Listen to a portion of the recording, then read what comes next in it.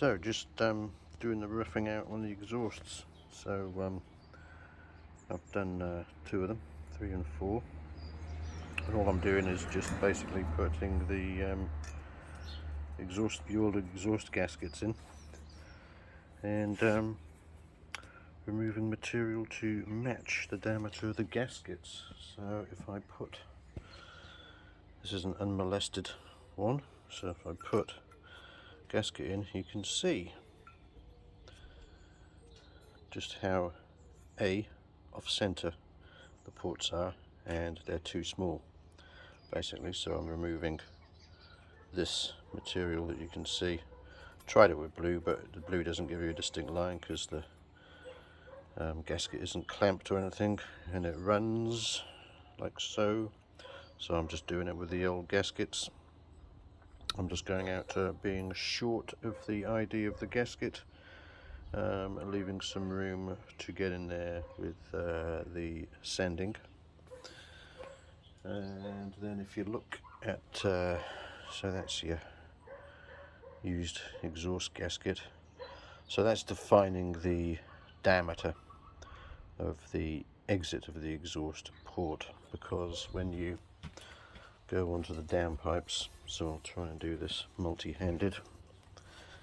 So this is your typical downpipe, and when the exhaust gasket is on there, the idea of the ID of the pipe just inside there is larger than the gasket, so the gasket is the restriction.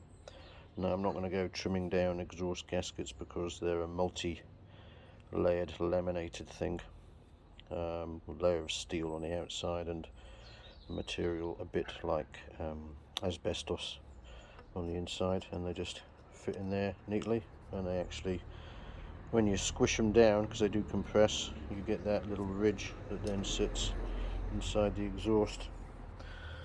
So I can't match the diameters all the way through, obviously, because I'd need bigger gaskets, and you can't buy bigger gaskets. And then when you fit the pipe, the design of the pipe is so that they're absolutely cock on central, so it should give a nice transition. It's not smooth, obviously, but at least we don't have big protuberance like that left in there, and then going to an even larger diameter. At least they're the ports will match to the gasket, so we will potentially be able to flow more gas,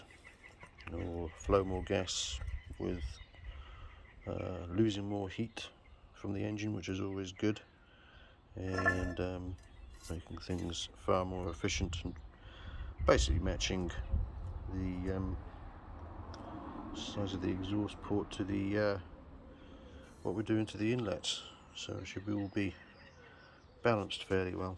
So once I've done this roughing out, I'll then move back onto the inlets and start the sanding, and go from there.